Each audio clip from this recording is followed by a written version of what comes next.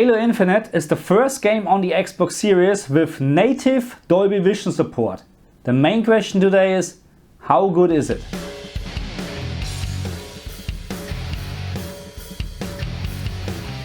Hello my friends and welcome back to my channel Amok for All. So, I'm not quite sure if this version, what I played here, is a current one. I'm not sure. I mean, the version number is 6.10020.17196.0, and actually I was very surprised when I read this number because I was actually expecting version 6.10020.17196.5 at the end. Okay, I can see you don't get my joke. Anyway, the point is I'm not quite sure how current, how new or old this version is, and I really hope it's actually an older version, because in the final version on 8th of December, that's the release date I think, I really don't want to see something like that.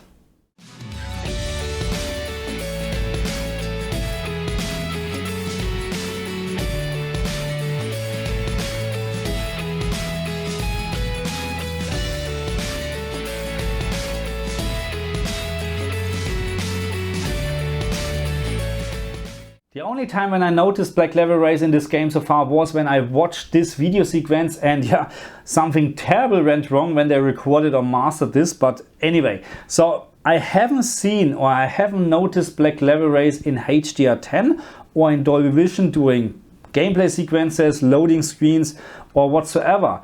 So it looks like it is okay, but on the other hand, I'm not quite sure if the gamma level is always correct in the game. Anyway, without any further ado, I think we should watch my little comparison video what I have done between HDR10, HGiG, dynamic tone mapping on, and of course Dolby Vision. And after this video, yeah, let's talk about it.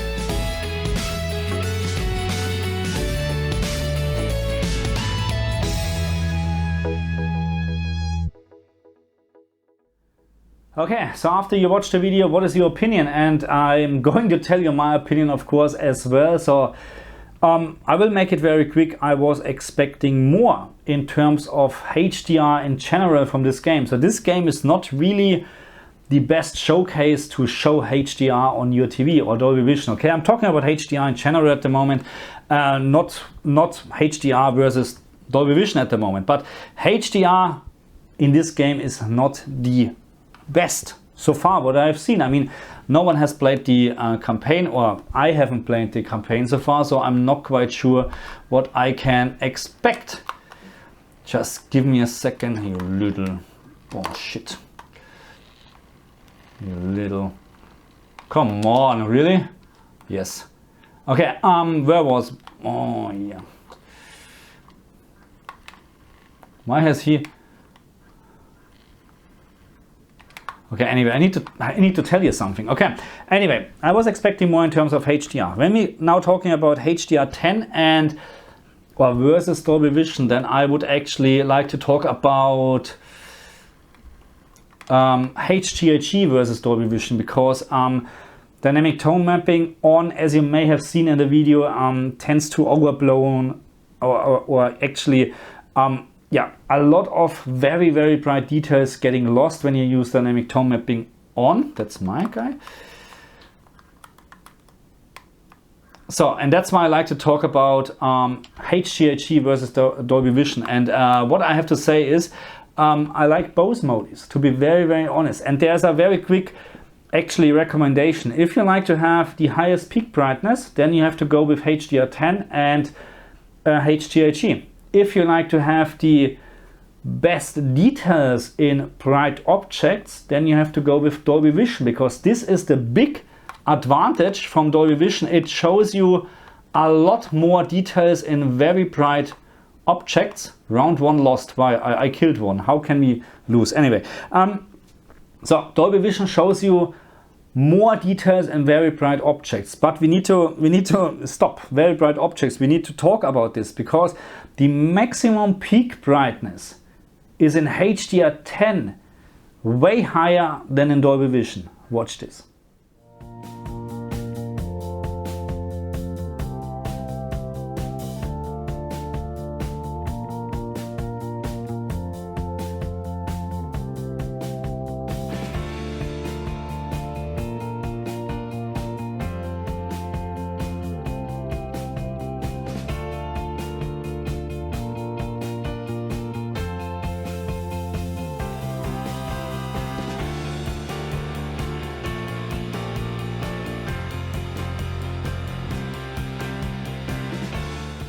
So what I showed you was just a very quick example in terms of the maximum peak brightness. It is more or less really...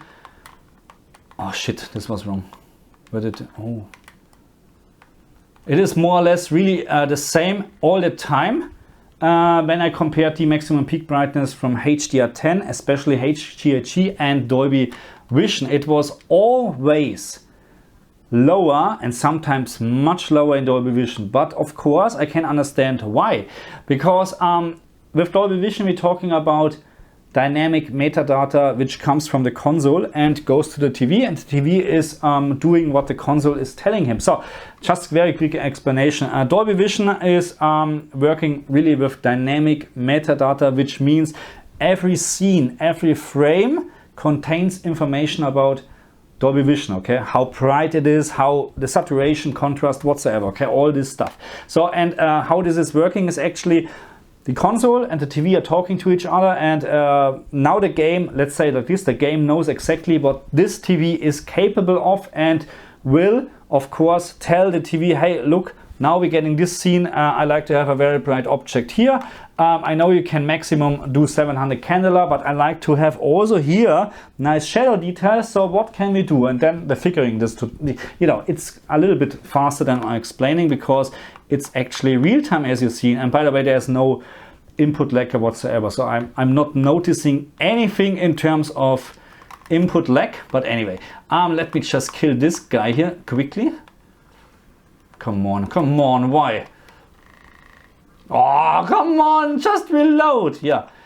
Anyway, where was I? Okay, dynamic metadata, we know now how this is working. So that's why maybe in most of the cases we have a much lower peak brightness in Dolby Vision over HDR10, because Dolby Vision knows exactly what to do, and of course like to have a balanced picture, not just a very bright picture, a balanced picture. Okay, so this is my explanation why in Dolby Vision we have such a lower maximum peak brightness compared to HDR10, and that's my explanation for this. Okay, so to enjoy Halo Infinite in Dolby Vision you will need a couple of things like Dolby Vision capable TV, of course, and I would strongly recommend that you get a TV with a Dolby Vision gaming mode, because playing outside a gaming mode, no, you don't want to do this, okay? Because we're talking about a ridiculous high input lag, and no, full stop, no, okay? Anyway, so the next thing what you need to do is you need to enable Dolby Vision on the Xbox, of course, and this is with those two menus here or settings here, allow Dolby Vision and Dolby Vision for gaming. So the next thing, we have HDR game calibration, and this one is just for HDR10. This is not for Dolby Vision. In Dolby Vision, in native supported Dolby Vision games, you don't need this at all, because we're talking about dynamic metadata. Okay, there is no calibration needed, and when you have a look here, it's always starting with HDR. HDR10, it will never start with Dolby Vision. Okay, so just keep this in mind. When you play in Dolby Vision, native supported Dolby Vision games, you don't need to calibrate your TV or the Xbox at all. There's just one thing to consider when you play this game in Dolby Vision, and I was actually very surprised when I saw a brightness slider in the screen calibration, because when we're talking about Dolby Vision, native Dolby Vision, then we shouldn't have a slider like this at all, because that's the whole point from Dolby Vision, not to get bothered anymore with any settings. That's the whole point. We have dynamic metadata. We don't need to set up anything. This should be handled by the console, the game, and the screen, of course. So at this very moment, I'm not quite sure if this is a good idea. If you play any game in HDR10, there's a little bit more maintaining work necessary compared to Dolby Vision, because again, in Dolby Vision we're talking about dynamic metadata. In HDR10 we're talking about fixed metadata, okay? So some games, and I like to repeat, some games, not all the games, supporting the HDR game calibration menus on the Xbox Series and the PlayStation 5. Some games. So for those games it is actually very crucial, it is mandatory to set this up in the correct way. But again, just some games supporting this menu. Halo Infinite does not. And that's why we have an additional slider called HDR when you play this game in HDR10, and my recommended settings, as you can see, is 45. The factory or the standard settings, by the way, is 50, but I found, and this is regardless what mode you're using, I mean dynamic tone mapping on is a little bit worse than HGiG, but with 50 you have already a lot of clipping in very bright objects. So that's why I would actually recommend to decrease this to 45, leave the brightness to 0, and that's my recommended settings for HDR10, HGiG and dynamic tone mapping on. And I know that some people will ask about the additional settings, and that's why I bring it up. I haven't changed anything in the video options at all. So field of view is 78. I'm using at this very moment the quality mode because I'm quite happy with this.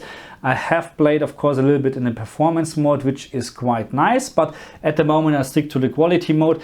All the other stuff at the moment, blur, screen shake, exposure, full screen effects and speed lines and sharpening, everything is still on the standard settings or factory settings, so I haven't actually played with those settings at all.